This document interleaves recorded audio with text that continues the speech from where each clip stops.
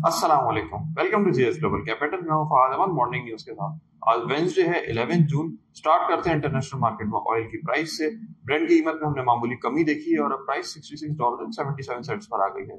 कोल की कीमत में भी हमने थोड़ी सी डाउन साइड देखी है और अब प्राइस $89.10 पर है। ओवरनाइट वॉल स्ट्रीट में हमने एक पॉजिटिव ट्रेंड देखा था, जिसमें डाउ जोन्स प्लस था 0.25%, S&P प्लस था 0.55% और नैस्डैक 0.63% पॉजिटिव रहा था। और हम देख रहे हैं कि रीजनल मार्केट्स में भी तकरीबन तमाम इंडेक्सेस पॉजिटिव ही ट्रेड कर रहे हैं, अलावा न्यूजीलैंड के मार्केट के। अगर हम लोकल न्यूज की तरफ आए तो मेजर अनाउंसमेंट कल हुई, जिसमें हमने देखा कि गवर्नमेंट ऑफ पाकिस्तान ने अगले माली साल का बजट अनाउंस किया है, जिसमें हमने देखा कि ये बजट जो है न्यूट्रल टू पॉजिटिव आया है इकोनॉमी के लिए। और रेवेन्यू टारगेट जो है वो गवर्नमेंट ने डिसाइड किया है कि 19% से बढ़ाया जाएगा। इसके अलावा प्राइमरी सरप्लस भी गवर्नमेंट प्रोजेक्ट कर रही है 2.4% इंक्रीज होगा इसमें। अगर हम स्टॉक मार्केट के हवाले से देखें तो जो सेक्टर वाइज इम्पैक्ट्स हैं उसमें सीमेंट, स्टील और फार्मा सेक्टर के लिए बजट पॉजिटिव है।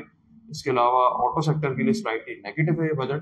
और इसके अलावा जो बाकी मेजर सेक्टर्स हैं जैसे कि बैंक्स, फर्टिलाइजर और ऑयल एंड गैस, इनके लिए न्यूट्रल है ये बजट।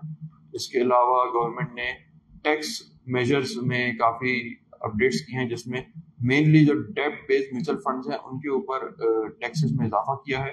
तो इससे हम एक्सपेक्ट कर रहे हैं कि डेट बेस्ड म्यूचुअल फंड्स की जो इन्वेस्टमेंट्स हैं वो पीएसएक्स और कैपिटल मार्केट्स की तरफ डाइवर्ट हो सकती हैं। तो ये एक पॉजिटिव रहेगा हमारी कैपिटल मार्केट्स के लिए in the going coming days.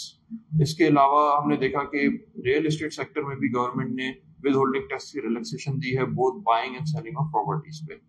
इसके अलावा एक मेजर और एंटिसिपेटेड न्यूज ये भी थी कि गवर्नमेंट फाटा और पाटा रीजन्स को ड्यूटी एग्जेम्पशन जो है वो उनकी खत्म कर देगा और वो इस बजट में इम्प्लीमेंट हो गई है।